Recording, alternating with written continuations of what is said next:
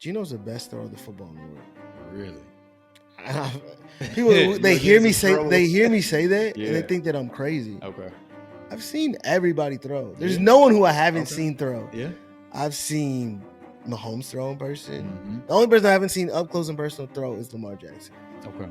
But everybody I've seen throw, Geno Smith is the best thrower of the football in the world. Q, what's up, brother? Where you coming from, man? What is going on? I just actually flew in from Cleveland, Ohio.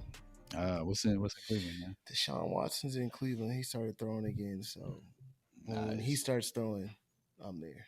Gotcha. How's that process been for him, man? Coming back, getting back into the fold. Interesting. Yeah.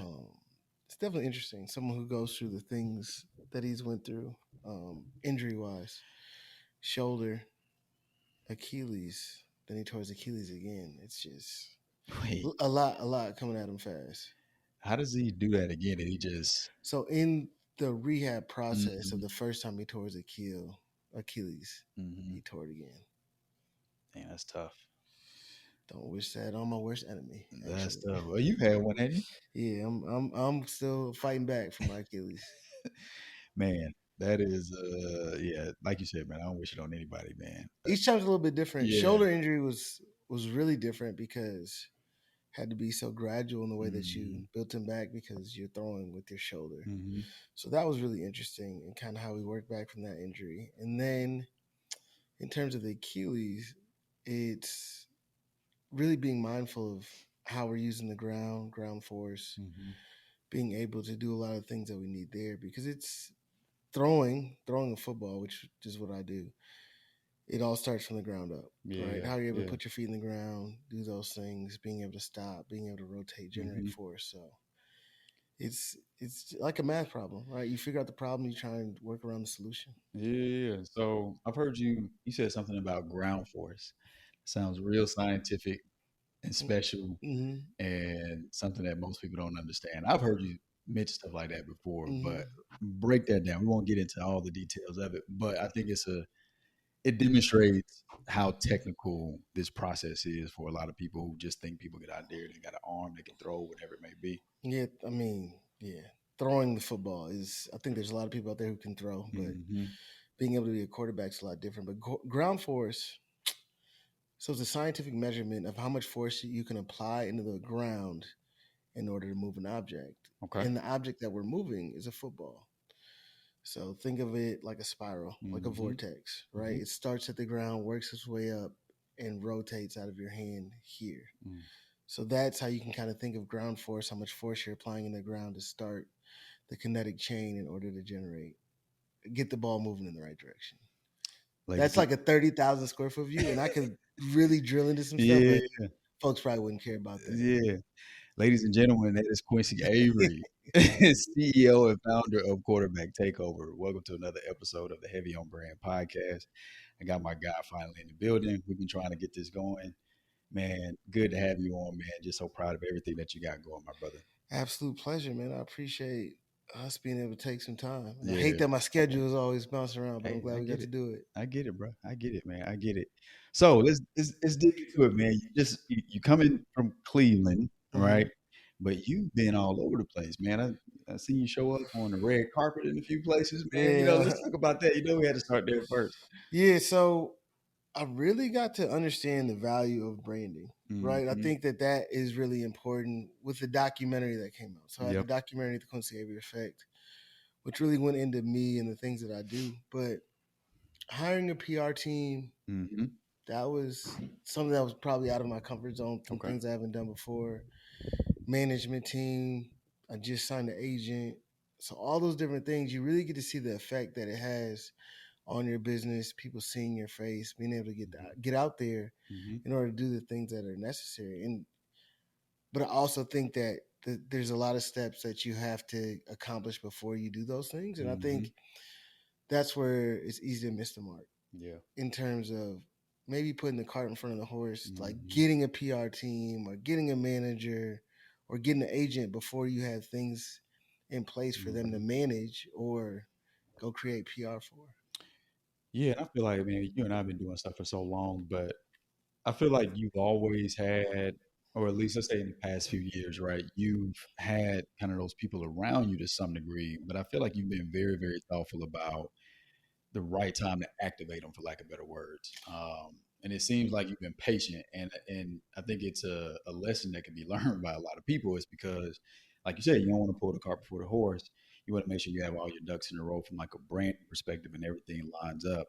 But I know it's still, I know it can still be challenging to know that I got all these opportunities in front of me, but it's still quite like I need to wait a little bit longer. Like, was that an intentional process for you, or did it just kind of happen naturally? No, I think that was very Yeah. intentional.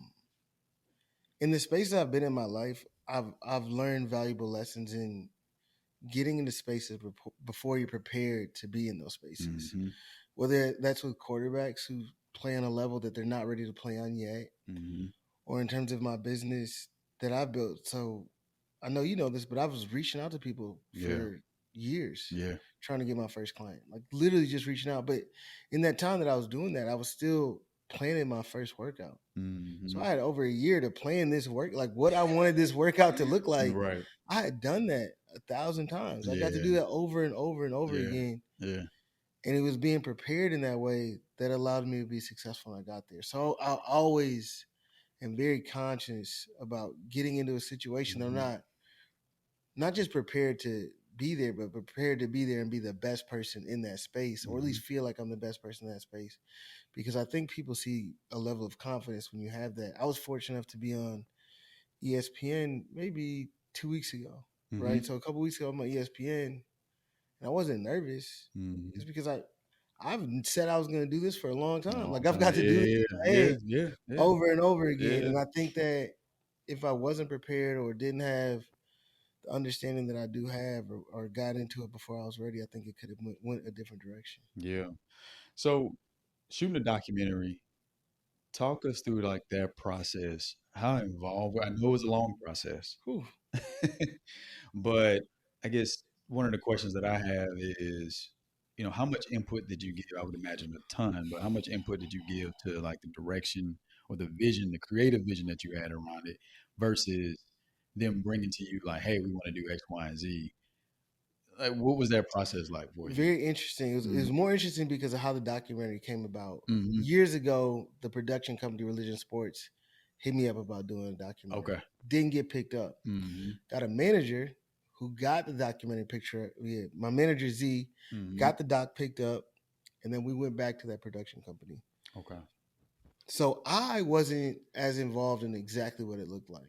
Like Okay. I would look at it, have Mm-hmm. some input. Z was very involved in that, Mm-hmm. more so than I was, because it's really difficult to tell a story about yourself and be mindful like what other people may find interesting. Yeah, So that's I real. try to like step away from that in that way. And I think that it came out in a way that I really appreciated it. Mm-hmm. I'm actually glad that I was less involved in terms of Mm-hmm. that. In terms of that, there's a lot of things behind the scenes that I had to step in, or Mm-hmm. because you also don't realize in production world, there's a lot of like it's very contentious. A lot of the time is somebody wants to go one way, somebody wants to go the other way, and then I Mm-hmm. would have to come in and be like, hey, this is what we're gonna do. Mm-hmm. But other than that, I try to stay out of it more than anything else. So you start the process of shooting a documentary. You kind of manage it, from afar, or you step in whenever you feel like, it's necessary. But I mean, how long were you guys shooting it? We were shooting it for a little over a year. Oh, that's a long So time, it's, man. it's a long Yeah, time. But you got a number of shoot days in that yeah. year. And they start shooting and they're starting to figure out what the story they want to tell, and Mm-hmm. Mm-hmm. always figuring it out. So that was the difficult part. Gotcha, gotcha. And I would imagine too, having to coordinate with everyone else who even appeared in it, like that process is Yeah, probably. because I'm not just coordinating with myself, but it's a lot of NFL Yeah, quarterbacks who are in exactly. the That's what I'm documentary. saying. Yeah, Their yeah. schedules are really tight, Hmm. and then I'm trying to do it around times where I'm training them, so it's not too. Invasive and Yeah, all that. it was a lot. It was a lot of chess, like just trying to navigate those schedules in order to get those things done. And then you're asking people to do things that they know that I typically wouldn't ask them to do. Mm-hmm. Even asking somebody like Tony Dungy to Mm-hmm. come on, and you can tell in this interview process, he's really particular about what he wants to say. So Okay. just making sure, like I'm the person who's like, hey, yo, we're done here. Like Yeah. we've asked him enough. Yeah. and you don't see all the cut scenes from the things that they were asking him when he was really clear what he was like trying to stay away from. So those sort of things that was an interesting part. So you got to have a level of a certain level of a relationship with them to even be able to read that. Because people who don't know those folks, like you know them, like you've known these guys for years, Right? and you know what makes them tick. You even know their mannerisms, like all that. Like, You see him uncomfortable, you're like, "Yo, we good here." let's nix this. Was there anyone, and you don't have to say who, was there anyone that did not want to be in it? Yeah. Okay. There's a few people who Really? declined it. And I think that when we're talking about the space that I'm in and talking about specifically black quarterbacks, I think that guys are really mindful in the way in which they talk in that space, because they don't want to seem like they're playing victim and things like that. So I got it. I understood. It was pretty clear. No, I don't want to do this. I'll do anything else for you in the future, but this is not something I want to be a part of. Yeah, no, it's a sensitive subject, man. It's a sensitive subject, especially when you got millions, but hell, billions on the Yeah, line. these guys got a lot of money. Yeah, they got a lot of money on the line. And so, yeah, I mean, kudos to you for just being able to even navigate that, because I know I would imagine that's you pulling, I won't say it's pulling favors, but the fact that we all are It's a prideful favor. people. It's Yeah, a yeah, you favor, don't want man. to be like, I don't want to ask you all these stuff. People ask me for stuff all the time, but I think for someone like you, it's different. Right. But it's still, it's still one of those, it's still part of the process where you're like, 100%. I could do without this if I had to. But shout out to you, man. Shout out to everyone that was involved, man. It came out extremely well. Anyone that I've had a conversation with about football, especially quarterback, like, hey, man, you got to see my boy Doc. I appreciate Yeah, that. No, man. definitely. Yeah, that's what's up. So I know you touched on this a little bit earlier, and you touched on the importance of branding. But what have you felt like what now that you have the documentary out? Talk to us about the shift you've even seen personally, professionally, within the business, your clients.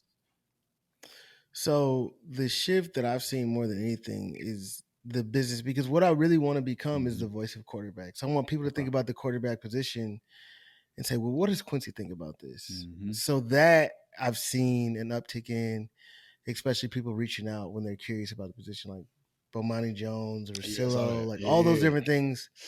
I've talked to a couple of those guys before, but I think those things are easier to happen when you have the documentary. And then the ESPN thing, like I mentioned before, would not have been possible without the documentary. So that is the lane that I want to be able to fill. So it's like, how do I sprint as hard as I can at that right now while the lane is open? Right. And that's the biggest thing for me is I can be patient for as long as I want, but then when it's time to go, I gotta go full speed. And I think that was the important part about getting the team behind me that I have. Yeah. So talk you mentioned earlier that you spent the whole year reaching out to folks, and you, without anyone responding, you're planning for your first workout that hadn't even been scheduled yet. Could you have imagined at that point, like, yo, I'm about to have a whole documentary on ESPN and all that stuff, Doc? Man, not one time. And I was chuckling about it today Mm-hmm. because I'm in an NFL facility. Mm-hmm. There's 32 of these facilities in the world, and every single person who trains a quarterback would love to be able to train 1,000%. somebody in an NFL facility. Yeah. And I'm doing it, right? Yeah. And I'm the guy who's Yeah. in there. The organization trusts me enough to let me in their facility. And it's not just this one team, it's a multitude of teams who trust me in the same way, and a number of different players. There was never a time in my life where I envisioned that. That wasn't even the goal. Only thing I ever hoped for was just be able to train enough kids where I could, pay bills and live a comfortable life. And I think that I've been able to do that and a lot more, and being able to have a documentary and people, over 500,000 people watch that documentary. Damn, really? Yeah. Watch the That's documentary, tough. right? So Yeah. it's like they care too, or at least they were invested at one point or another. Yeah, man, I did a great job with it, man. It was dope. It was dope. How was it going into those facilities, an NFL facility? Because I think now it's probably a bit different than what it may have been before. I think you're one of the pioneers of, you know, people who actually train quarterbacks and have gotten well known for it. But I got to imagine it wasn't really a widely accepted thing especially if you're not coming from inside any Yeah, organization, I right? had no relationship with these guys. They didn't have any real reason to Yeah, trust me. There was none of those things. yeah, And the thing that was working well for me was just my guys were all playing really well. mm, Like they were just balling. mm-hmm. And when that happens, I think people got to bend to the things that they want a little bit more. But I was nervous. I used to be so nervous walking in those NFL Yeah. facilities, and even more so in NFL facility, college facilities. Before that, What were you nervous about? are they going to say no? Mm, Do they not want me in here? mm, Because I've been kicked out of college facilities many word. times. Okay. Yeah, University of Tennessee used to kick me and Dobbs out all the time. Wait, but He was a while he star. was there Well, he was as a there, the starter, star they would kick quarterback. y'all out. Yeah, even so, there's times where he's a freshman, sophomore, where he was battling and trying to get the job. Yeah. And they'd be like, no, you got to get out of here. But they would let another quarterback come in there with their quarterback trainer. So That wasn't a part of that the wasn't part of the, university. yeah. So there was all these things that you Yeah. have to deal with throughout this that I've been. So you just navigate that. And I had to navigate it then. Mhm. I don't navigate as much now. I kind of walk in there confident. I feel Yeah. really good. Talk to the coaches before I even make it in there. So it changes it when people know who you are in Mhm. advance. But it's a lot of groundwork in order to get to that space. Years of groundwork too. And I think it is interesting. People and everybody thinks it's always like, man, it happened so fast. Like, Yeah. nah, brother, it wasn't so fast. I didn't just start training No. guys who were starting in college. There was a lot of work we did Yeah. before that just to get to that point. Man, it's been at least a 10-year process for you? At least I started doing this in 2011, 15 Oh, years. yeah, yeah. Shit, my Yeah. math is off. A little over a Yeah, decade. a little over a decade. And it happened overnight. Yeah, exactly. Oh man. That's good stuff, man. When it comes to where you're trying to go next, I know you want to continue to be the voice of quarterbacks. And I think, one thing you didn't say, but I've heard you and I have spoken about this in the past before, where it's just like you care so much about the well being of these guys, where it's not just about, the sport is a part of it, Mm-hmm. but many of these guys look at you as brothers, father figures, even Mm-hmm. for some, I would imagine, especially the younger guys, um, as a mentor. Can run down a list of Mm-hmm. how they view you and kind of the position that you play, and even with the coaches, whether they're at the college level or even in the NFL, now have to, I guess, for lack of better words, put some respect on your name from a standpoint of he's more than just a quarterback coach for these guys. Mm-hmm. Like it's an emotional Right. connection that helps them perform better, come Saturday, Sunday, Friday, whenever, right? So how do we Yeah. include him, because he's definitely Yeah. not only invested in these guys, but they're Hmm. invested in him and they care about what he thinks, and I help them play better. Like Yeah. even if I was like a really bad quarterback coach, or just Hmm. average, let's just say I was just average. And when they threw with me, they didn't get any better. They just got more reps, Hmm. Hmm. but they left more confident. That would still be of a lot of value to Yeah. someone. I think. I think that I'm the best at my craft, but Hmm. even if I wasn't, I'd still be of value. So it's been interesting being able to kind of work through those spaces. Yeah, yeah. I never forget, man. I was telling my pops this a while ago. I hadn't been out there in Mm-hmm. years at this point, but when you were, I think Dobbs he would have been, I guess, college at this point or early in college. I remember Emory was out there. You were like, Fitch, I need some receivers. I'm like, all right, bet. Come on. Dude, my hands were hurting so bad after that. Yeah. And as a college athlete, these dudes were just slinging it in a way, bro, that my hands were sore for like 2 weeks after I don't think people understand. They have no idea how talented these dudes are. that. Yeah. I think that it's easy to like see someone on TV be like, oh, Hmm. that's whatever. Hmm. These dudes have the ability to do amazing things with the football. Yeah. Like in an accuracy way, energy way, like all the different things that they get to do in terms of throwing a Hmm. football. It's really next level. The best of the people who are the best in the world at doing anything need more respect, because Yeah, bro. they're doing something that a lot of people would love to do. And I think you ended this session that day because not because they were tired, the rest of us were getting beat up. You're like, it can't take anymore. They literally cannot catch Yeah. anything else at this point, man. But it just made me think of that. I wanted to, make Mm-hmm. sure I, dropped that in Yeah. there. But so you want to continue to have an impact. What's the next vision if you have one, or you just kind of taking everything as I want to be able to build a more sustainable business. Yeah. Is the next piece Okay. because I well I have some really good people on my team who I think do an amazing job in terms of building the business. And I've been so far detached from that part of things for a very long time. And I know people see me, they're like, "No, you're always," Yeah. but I don't get to do like the business building that I think is really important. A lot of times they're taking my ideas and executing based on very little information, which I understand how difficult that could be, especially Yeah. for them when I'm giving them such a little amount of info. But Mm-hmm. I want to be able to set something up so it's scalable nationwide. Quarterbacks from all over the country are like, I want to be involved in the quarterback takeover community. We're doing some things online that'll be available really soon. Dope. That Dope. is That's what's going up. to, I think, build our brand in a real way. Yeah. And allow us to make money while we're not Gotta be present. there, Yeah. right? And Yeah. that's been too much of the things that we've been doing. It's like we've had to be in the weeds doing the things to make any money. Yeah, man, that's the other side that people don't see. Especially, I mean, you're the face of the brand, rightfully so. You've grown it, but it's like all the back end stuff, dude. That it's just like I just, I get it. Sometimes you just want to do the thing. You would love to just be able to do the thing that you feel great Right. about, but there's so much other stuff to building a business Yeah. that wears on you. hmm hmm Has that experience, your experience in building QB Takeover, has it helped, or have even like some of the guys that you train, especially as they get to the league and hell now, Mhm. a lot of the guys who get NIL deals, right? Like, are you able to relate to them or provide them some level of like guidance or advice or just something to think about as they go out here and they start.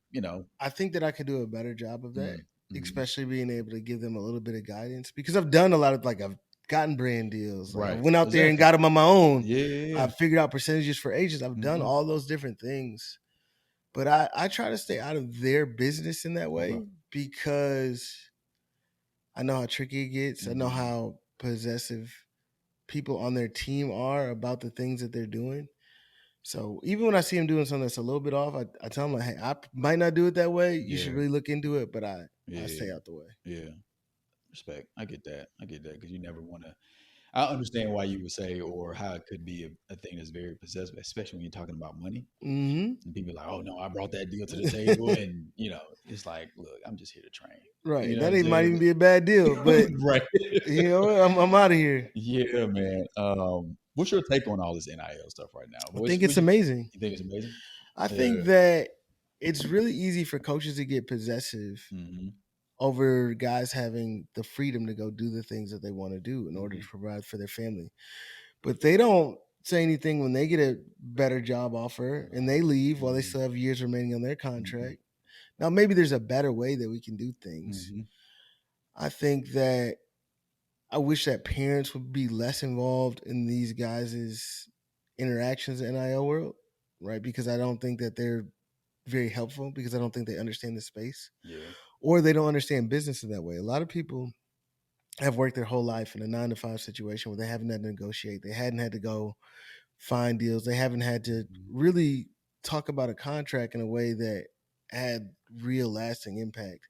It's a lot Mm-hmm. different when you're asking for $39 instead of $34. Like that's a conversation, but it's different to say, hey, I need $2.5 million Mm-hmm. rather than the $1.5 million. But here's why. Here's the value that Mm-hmm. we're going to be able to Mm-hmm. bring if we come here. So getting those guys out of those space, helping Mm-hmm. parents just be parents. But I would love for NIL to keep doing exactly Yeah. what it is doing because a free market is what we have in This is true. every other space in America. It's a free Yeah. market. College sports is the only place that limits where guys can go, how long Mm-hmm. they can be there, and how much money they can make. Mm. And I think that actually something's going to be interesting. There's going to be somebody one day who sues, says, "You guys not allowing me to play college football for longer than 4 years or longer than 5 years Mm-hmm. is preventing me from providing income for my family." And when that happens, it's going to be a real storm for all the people involved. Yeah, I never really thought about that, but it makes sense. I mean, I heard someone, I can't remember where it was, probably saw it on the gram or something, but I heard Mm-hmm. someone talking about, and this came up in one of the other episodes that we had where with the emergence of like NIL and the changes, how it evolves, Mm-hmm. now colleges end up being kind of the feeder system like it is today, right? But officially, like G League, for lack of better words, Mm-hmm. or semi-pro, or whatever it may be. And now, if you're a college coach and you're trying to build out the roster on your team or whatever it may be, it's just like, look, I'm gonna get all the best guys. We're gonna pay them the most amount of money, and everybody's hopping in the transfer portal and Mm-hmm. all these different things. But it inevitably has changed the dynamic of how college recruitment works, right? But I'd be curious to kind of get your thinking, or at least elaborate more on, well, what does that mean if I want to stay in for 8 years, right? Yeah, that's gonna be That's what I think is gonna happen. Like Yeah. people are just gonna say like I want to stay longer, but think about how it's changed recruiting for FCS teams, Hmm. right? Because they're just developing a guy so that they can go to a bigger school. Yeah. It's no longer we got this guy, we made him really good, and now he's gonna stay here Hmm. because Hmm. he really enjoys the experience. No, somebody just is able to outbid you in a way that's so meaningful that it would be bad on that young man not to leave, right? It'd be just a Yeah. bad Yeah. decision. And then you got guys, but people don't think about the other thing. There's smaller teams, Yeah. right, who might say, I want this guy really bad, and we're willing to pay him Hmm. more than a bigger school is going to pay him, right? Because he's going to be the guy for us. He'd be a guy for them. Hmm. So there's that difference there. So there's so many of those different things. But yeah, there's going to be somebody who's like, I don't want to go to the NFL. Yeah. I don't want to go pro. I just want to be in college. I'm making money here. This is what I'm going to I'm do. And I good. think that it's going to happen. I know people are going to be like, oh, he's crazy for saying that. Hmm. But I guarantee we're 5 years away. Yeah. I mean, it makes sense. It makes sense. I have to change something. I have to change something. Do you think I know we talked about parents a little bit, Hmm. and I know you got stories, right? Parents are the biggest prohibitors Yeah. of not just athletes, but kids' success. Yeah. They are so big at taking away any potential adversity from kids, Mm. young men, young Hmm. women, whatever that may be, that they don't have the resolve when they get put in situations where it is difficult or it is some adversity that they can go back and be like, hey, I can hang my hat on that one time when I was going through this. Hmm. I made it through, right? And Hmm. I know that I can Hmm. do it again. They don't have that muscle. And it is a muscle that needs to be constantly flexed. It's like going in the gym. Yeah. Like you work out. So if anything happens, you're able to respond in that moment. Hmm. These They're not getting any workouts. Every time something bad happens, a parent pulls them out. Right? No, let's get you in a different classroom. Hmm. Oh, let's get you on a new team. Oh, you're not playing enough? No, it's not. You need to work a little harder, get better at the game. We need you to go on this team. And it's happening at an early age too. You Like see it at 8 years old, 9 that's years old. crazy. That's crazy. Right? You That's you crazy. see all these different Yeah. kids. And it's not just that, like anything that happens negative, they Hmm. don't let kids figure it out on their own. And we're going to have a society where every single difficult situation looks like a crisis. Mm. They're not all crises. Sometimes you're just in a difficult spot and you got to figure out how you're going to get out of Yeah, especially for someone like you, man, that has been through some shit. it. I hate it. The moment someone faces any level of adversity and they shy away from it, and especially if they, come to you and they want some sort of sympathy or whatever it may be, you're like, yo, look who you talking Yeah, I can't. to. I can't identify with that. You got to figure out a way. You got to figure out a way to make it happen and get over whatever this is that you got going. And sometimes being a mentor or a big brother or a Hmm. parent looks like telling somebody to figure it out. Yeah, that's true. Like I think that we always think that we Hmm. got to provide people with answers Hmm. for everything they're going through. Sometimes we don't. Yeah, Hey man, I'm here to support you, but you got to figure that out. yeah. No, that's real. More people need to look at it that way, man. They really do. They really do. Transitioning to the NFL a little bit, lot of changes, trades, free agency signings, all the different things happened this offseason. Which one do you like the most? That jumps right out at you. I'll talk about one of my guys, Geno Smith to the Yeah. Raiders, and I think Mm. that that's going to be really good because Geno, he's going to thrive in a situation where there's a coach who really believes in him. Okay. I think Pete Carroll believes in Geno in a way that is unique. I think that not only does he believe in Geno, but he does a tremendous job with quarterbacks in general in terms of Mm. instilling them with confidence, allowing them to make mistakes and still being confident after those mistakes happening, Hmm. knowing that he still has faith in them despite all the things that they're going through. Yeah. You sometimes need a coach to be like, bro, I don't give a shit how many interceptions you throw. You're my Yeah. quarterback. Yeah. right? And when you get that level of confidence, you end up throwing less interceptions because you're not hesitant. You get to see something, you get to attack, and you get to make aggressive decisions. And I think that allows you to be really successful at the highest level. What makes Geno unique? Geno's the best thrower of the football in the world. Really? People they hear me say that Yeah. and they think that I'm crazy. Okay. I've seen everybody throw. There's no one who I haven't seen throw. Yeah. I've seen Mahomes throw in person. The only person I haven't seen up close and personal throw is Lamar Jackson. Okay. But everybody I've seen throw, Geno Smith is the best thrower of the football in the world. Like, describe that. I mean, I know sometimes it's like it's an it thing. Yeah, it is, but it's and I'm not saying that being a great thrower is the number one trait that you need to be a quarterback, but just throwing a football, he can throw the ball with pace and energy, which means he can throw it hard. He can throw a ball that is layered, which means gets up and down. Let's say there's a defender between me and you, but you're open. I just have to get this ball up and down before the safety behind you gets. He can do that. He throws a great ball with big touch, like up in the air, tracks it well, and gets it to finish exactly where he wants. And he's amazingly accurate. And he moves in the pocket well to get him in position so he can do these things throwing the football. I think that if Geno started his career today, rather than when he started it, the things that he can do, we would look at him in a completely different way.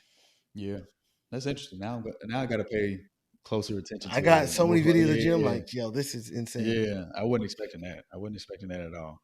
Who do you think is a sleeper that's going to surprise a lot of folks? Not a guy that I work with, but I really hope that I shouldn't say I'm confident that he's going to be, but I hope that it's JJ McCarthy. Okay. And the reason that I do is I think that he does do some things really well as a quarterback. I don't think, in the way that I talked about Geno being able to layer football, throw a ball with big touch, I think JJ McCarthy right now just has a fastball. And if he's able to develop these things throughout the season, I think that he can have a great year. He has probably one of the best play designers in the NFL in Kevin O'Connell, who does a lot of unique things to get Justin Jefferson in one-on-one situations when every team starts out double teaming him, whether it's a motion or a shift or a play action. He puts people in binds and stresses them out, knowing the defense's rules. So he does those things, and he's going to put McCarthy in a position where he can be really successful. And you know that if he's successful, or if he's not successful, it's really a him thing, because it's not Kevin O'Connell. He's always going to do a great job for his quarterbacks. Okay. All right. What move do you feel like is not the best one? Sam Darnold to Seattle. Okay. The reason I said that, Sam Darnold's leaving the best play caller in the NFL, going to someone who I think is really unproven. I think that I just hope that he's a starter at the end of the year. Yeah. Right? Oh, you think? Okay. It could be ugly, right? They also drafted somebody pretty early in Jalen Milroe. Yeah. So it's gonna be difficult, and I hope the best for him, because I really like Sam Darnold as a person. I just think that it's difficult going from somebody who's so good at calling plays, who schemes things open so well, gives you very defined rules, and allows you to be successful in that way, going to a completely different situation. We've seen him struggle a lot of different times, and he had the opportunity to go back to a team. I think he did. I don't know what they were talking about money-wise for him. Yeah. I know you got to go make your money, and I hope he does, and I want him to be successful. But that scares me. Okay, I guess we'll see. We'll see. All right, what's your take on Shedeur, man?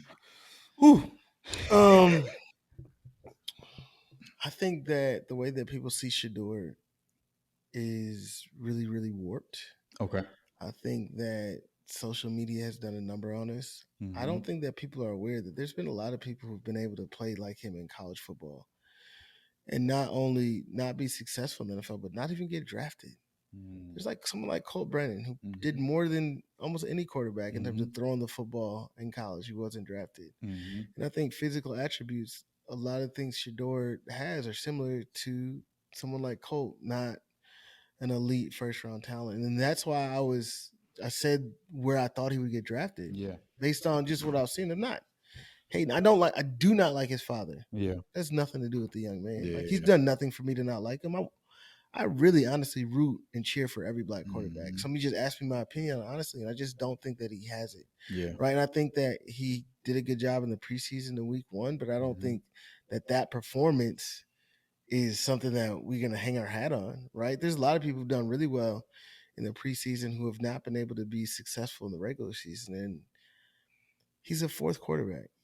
A fourth quarterback is more likely to be cut from a team than be named, than be even on the roster. Let's not even talk about being the starting quarterback. Okay. He's more likely to be cut from a team than even be on the practice squad in terms of just traditionally. Right. Now, I think I Shedeur's situation is a little bit unique. I'm pretty sure that he's going to be on a team or a team in some capacity. So we'll see what it looks like.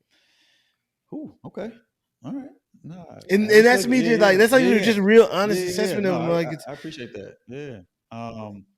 Because a lot of people were surprised he, I'll be honest, I was surprised that he went to what, the fifth round? Yeah. Mm-hmm. So were you anticipating that? Like, was that even a bit much for you, or I said the 6th round 2 days before the draft.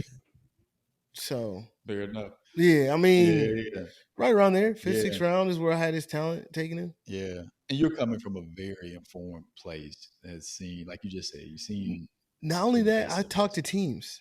True. Okay. Like I'm talking to people in the organizations who've interviewed him, and some of those things. What was the general like consensus? Like off the field, off the field, I think that his character is really good. Okay. So I would never like attack his character. I think that he's done nothing in a way which we could talk about his character. His football knowledge, though, is not up to snuff. There's things or questions that people would ask him about protections or how you read a play or what are you doing in that way that was cause for alarm for them. And it was like, I shouldn't say a sense of entitlement. He thought it was one way and it was the other. Gotcha. He thought that he got to bring his system with him. Hey, this is what we did. You guys do something like this? No, we don't. No, here's what you're going to have to do. And that, I think, was difficult for him. Okay. What's the biggest adjustment? Not necessarily just with Shedeur, but I think the speed of the game. Yeah. You're playing against all professionals. Yeah. So think about back to your career in high school basketball. You could do a move, it worked, and you can go back and do that same move again, and you got a chance for that move to work, right? You can say in high school, you can go get a bucket. You can go run that bucket back. Right. In college, it's like, that worked last time, but in the NFL, you might get away with the move one time, but you're definitely not going to get away. There's no second. You don't ever get to come back to a situation and get another chance of redemption on the same play, right? These are the best of the best. There's nobody out there who's not really good at whatever they're doing. Yeah, no, it's different, man. It's different. I'll never forget, man, playing in high school, like you just said, and getting to Morehouse and playing guys who had been in college for a couple of years. The guys were the best guys in their high school, though, too. It's they're the best in their high school. It's an adjustment, man. It's an adjustment. So I can only imagine at that level, it's way different. It's way different. And you got to, it could be really, really humbling, which it should be, but it should also be something that I would imagine for the guys who got staying power and who end up being successful. It's just like, all right, well, I gotta tighten up. Things you gotta figure out. Yeah. Who do you like? Who do you think is the most pro ready guy coming out of college, or is poised? Depending on the season that they have this year, right? But I mean, I hope Cam Ward. I really like him. I really like him. He does some things really well. His arm's very electric. His demeanor just seems like he's able to carry himself, and the things I hear from Calvin Ridley about the way that he works, how he's been in his hip pocket the whole offseason. Like, those are the things that I want to hear about a young man who's trying to take their game to the next level. Yeah. So that's what when I hear those things, I'm like, he's got a chance. Now, in a stronger quarterback class, he might not have went first, but he went first this year. So you got a team, go take it over. Go be great. What's that regimen like for a guy, anybody that is a professional about the craft? And when you talk about work ethic, it's a huge part. Sun up to sundown, you don't have to go line by line, but sun up to sundown, what does that look like? Like in season or off season? In season. In season, you should be at the facility 6:30. Right? Your first meeting is probably going to be 8. You're going to get your treatment warmed up. You're going to get ready for your quarterback meeting. You'll eat your breakfast. You'll go in the quarterback room about 7:30. You'll start getting ideas, some things that you see that are going to allow you to be successful. 8 o'clock, you go to your meeting. Let's say it's like a On Monday, you're going to go back to the game that you just had. But let's talk about Wednesday, Thursday, Friday, right? Those are the big work days in the NFL. So Wednesday, you'll be studying the base downs of the defenses you're getting ready to play, okay, getting yourself ready for your walkthrough that you're going to have at 11:30. You can go walk through, then you're going to go lunch. Then you're going to go practice. Now, after practice, you're going to come back, have another meeting, right? And then after your meeting, after practice, it's on you to stay behind and figure out whatever you need for the rest of that day and how to get ahead for the day tomorrow. So you should be there starting quarterback Wednesday, Thursday, Friday. Should be at the building 6:30 a.m. to 6:30 p.m. About like should be a real 12-hour day. You're at the facility. I think would be normal. Like that's all right. Cool. We got a quarterback who's willing to work. Yeah, and that's what I would imagine. A lot of these guys, I'm sure it annoys you too, but a lot of these guys get annoyed when, say, they have an off game and the media is talking crazy as if they need to put in more work. It's like, yo, if you understood what my day to day really looks like. Yeah, it's such a lack of understanding, especially in like fans. Yeah, I think fans are probably worse than the media. The media, I think, has an understanding. The people who want to make big splashes, they start talking crazy, but the fans have no idea the amount of work that these guys put in order to be successful, especially in the NFL. Like, these guys they're getting after it. Yeah, man. Yeah, no, I knew it was a lot, man, but you know. And you're installing all new plays. You know how I think we're people coming up, high school, whatever. The playbook that they got at the beginning of the year is a playbook you use throughout the year. Every single week, they're getting 100 new plays.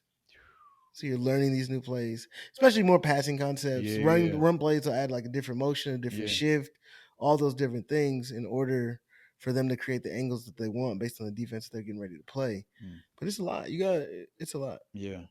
Which quarterback? I don't want to use the word smart, but that's all I can think of. Who's processes? Yeah, like who processes it quick? I love Joe Burrow. The way that his O line is not great, and he's still able to do a lot of really good things because I think he sees the game really well. He's able to get the ball out of his hands and into the receiver's hands. So and when you speak about processing, it's everything that happens before the snap, after the snap. So let's say we had to play like gun trips right, Z shit, 3-jet,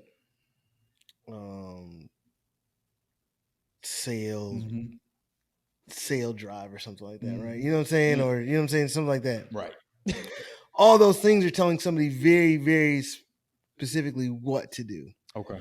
So we got to get the formation. So we're going to train right. I probably said Z shit, but I would mean like Z across. So we'll exact the motion, Z all the way across the formation into the slot. 3-jet, that's letting us know that our running back is responsible for the wheel on the left side to any secondary force. My line is going to be responsible for the 4 down linemen to my Sam linebacker. If we get Mike Will, then we got to throw hot, and we're going to throw this shallow cross. But if we don't, we're protected. The back will be responsible for that protection. Then he's going to swing out. We got a sail on the right side, which is going to be my outside receiver running a go, or F on a arc release go. Our Z is going to run a 12-yard sail. And now my F is going to run this drive concept. My Z is on that motion. He's going to arc release, run a basic. My back has to check, protect, and swing. But what is the coverage? Because now if it's one high, right, we got to know, are we going to be layering over this curl flat defender on the right side of the field because it is a pass off and switch team, and now we got a tight end over.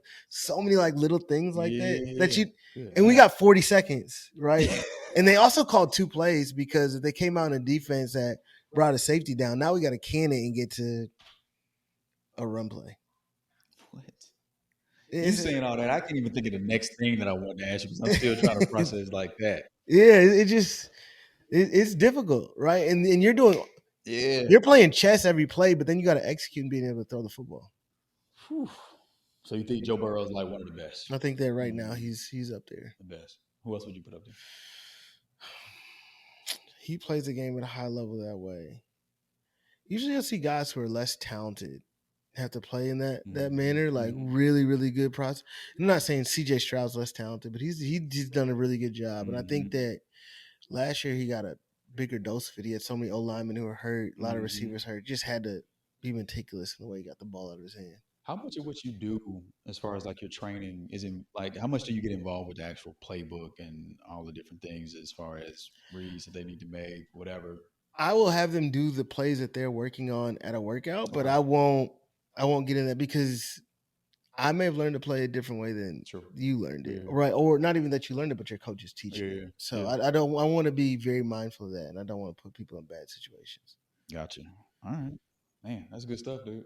Hey, I'm impressed. I'm impressed, man. I know we clown and do all kind of stuff, but to hear you break that down, man, I mean, there'd be no way that the average person would. Yeah, they wouldn't even know. Yeah, And then we yeah, start getting deep. We didn't get a defense. Like, what are they gonna do in too high? We got quarters, or you know what I'm saying, or their match principles. You know what I'm saying. So there's all those different things. yeah.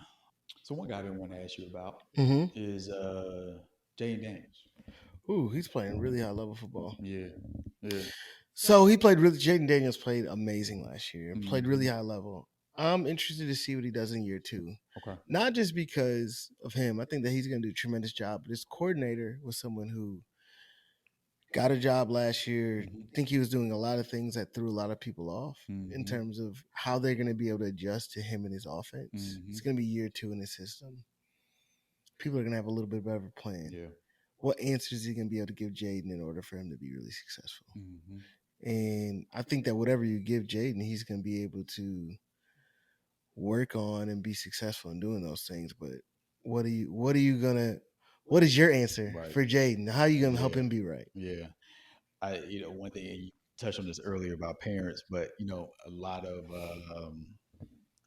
lot of stuff we saw on social Yeah, last season with his yeah. mom being his agent and supposedly, blocking for lack of better words, right? Mm-hmm. To me, that seems like a situation where I understand it. I think it's dope. It seems like it works for them, but maybe and you may have different knowledge Mm-hmm. around it. But I would imagine most of the times that dynamic doesn't really work out nearly as well. I've never seen it work out the way that it's working out for them, Yeah, and I'm happy that they figured out yeah, how to navigate it. But his mom has always been around in that way. yeah. It's not Okay. like she just waited till he got to the NFL and just Yeah. popped up. Even when he came to the Elite 11, she was Mhm. there every step of the way. Okay. Like, she's at the hotel, she's Oh, waiting for him to she's get out. like locked in all the way. She's been that way his Yeah. whole life, and I think that it'd be unfair for us to expect her to do something different now. Even when he was in college, his Mhm. mom would be in the head coach's office 4 days a week, right? When he was Mhm. at Arizona State. Mhm. So I remember during COVID when I was out there training with Deshaun, Mhm. I called her to get me on the field at Arizona State, right? So it's not. I think that she gets probably a worse rap now. There is a time where every young man needs to be able to be a man and be Yeah. on his own. Yeah. And that's on them to navigate, though. Right. You know what I'm saying? That's Like, real. I wouldn't want the Mhm. situation that he has, but he might not want the situation I have. Like, Yeah. or he might not be successful if he was in the situation I'm in. So Mhm. I think everybody gets to, figure it out on their own. But at some point, I think she must have, and that, I'll say this. I talk a lot about letting people fail, Mhm. and he struggled at LSU, and I think that was a time for him to find himself. He's gonna struggle in the NFL at one point. Mhm. I'm not wishing anybody. It's just how the Yeah. It's game, it's part how of the league works, the process. and how you're gonna be able to bounce back from that. So Yeah. that's my question. I hope that between him and his mom, they figure out how to navigate that situation. Yeah. Oh, that's dope. Last thing I got for you, man. How cool was it to see your guy Jalen Hurts? Win the Super Bowl, Yeah, win the Super Bowl, man. man. Jalen is one of the hardest working people Yeah. you will ever meet, and there's nobody more deserving of the things that they've got than Mhm. Jalen. So seeing him win that doesn't surprise me. Mhm. Someone who got benched in college, came back when they needed him, Yeah. played great, Yeah. transferred, played great. They talked about him as a fifth round draft pick coming out of college. Mm. Did so much work, got drafted in the second round. Like, and he's never stopped. It doesn't stop for him. He continues to get better and better and better. Yeah. There you have it. There you have it, man. My brother, I appreciate you. Appreciate you. Yeah, man. Always a pleasure, man, being able to kick it and rap and run this back a few times. That's it, folks. That's what we got. It's another episode of the Heavy on Brand podcast. I'd like to thank my guy Quincy Avery for stopping by the show and just really dropping gems like he always does, talking about business, talking about the NFL, college, all things quarterback. Go check out his documentary, The Quincy Avery Effect. which is on Hulu, right? Hulu or Disney Plus. You can find it in any one of those on any one of those streaming platforms. It's a dope documentary, but until next time, thank you for joining us. If you enjoyed this episode of the Heavy on Brand podcast, be sure to like, subscribe, and hit that notification button. If you need more information on all things marketing and branding, check us out at thecarbonthread.com. Until next time, stay heavy.